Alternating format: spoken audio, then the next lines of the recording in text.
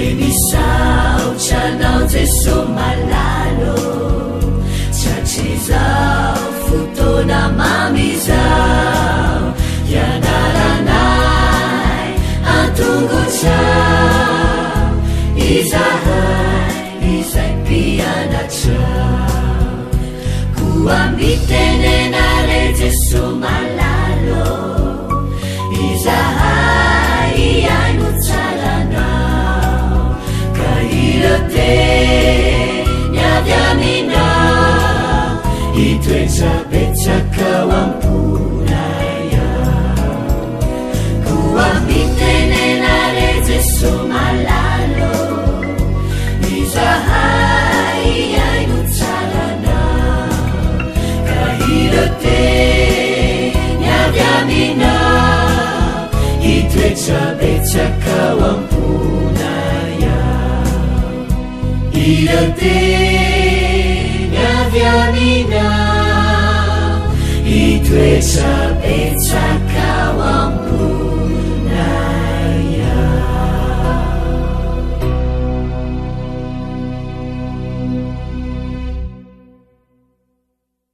Faly miarabantsika tsirairay avindray tonga eto amin'ny fandraisana ny lesona ho an'ny tanora zokiny amin'ity alady ity. Aloha indirantsika ny amin'ny lesona an'io dia vavaksika. Tompoandriamanitra eo mbola misotro anao izay fa menao izao fotoana izao indray ahafahana mianatra ny teninao. Iliana ianao raha hiasa ao amin'ny fiainanay ka hisintona lesona ny amin'ny teninao izahay mba tonga sy ahatomombana ny lalakombanay, mba tonga anao ihany koa loha lalana hatrany ny fiainanay, ahafantarana ny sitraponao ary ahafahanay mampiatra isan'andro indrindra ny maha-kristianina anay. Votoso zavatsoa avy aminao izahay ary aoka hery sy atanjaka hatrany aminaran'i Jesosy. Amen.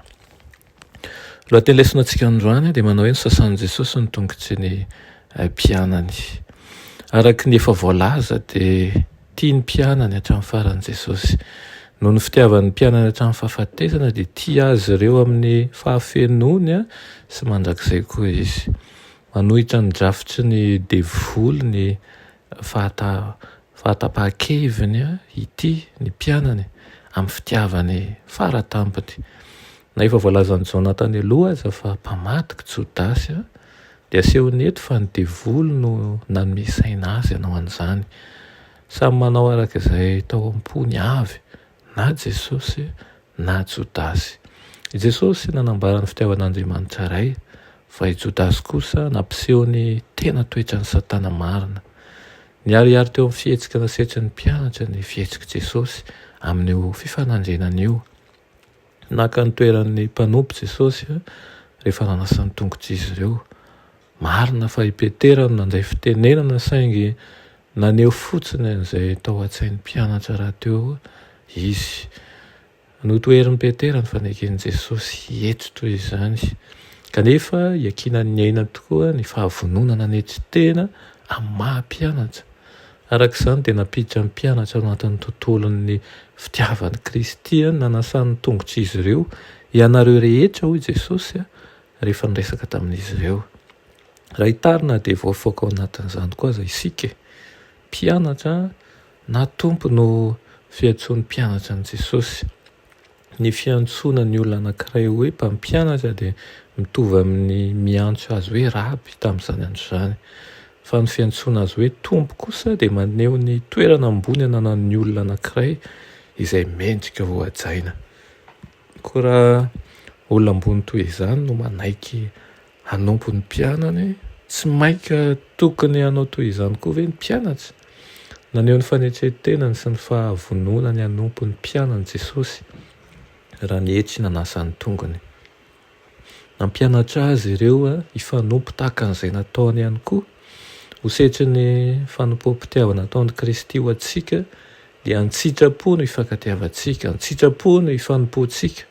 Fantatry Jesosy fa tsy ny mpianatra rehetra no anaraka an'io ampiainany.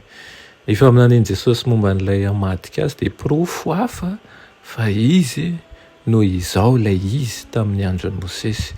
Izy no lazain'i Davida amin'ny Salamo 140 fa ny sakaizany no namadika azy.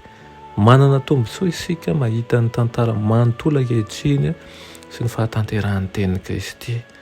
Ary zany anefa tokony hanamafy orina antsika, ahafantarantsika sy inoantsika marimarina kokoa fa i Jesosy tokoa ilay zanak'Andriamanitra, izy ilay Mesia, izy ilay mpamonjy antsika.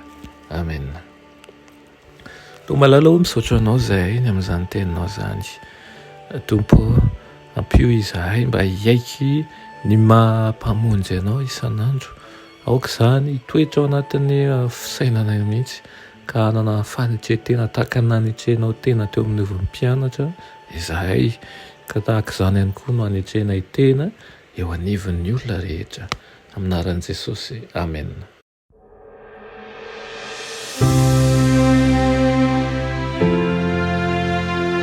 Mianatra eo an-tongotra Jesosy isan'andro.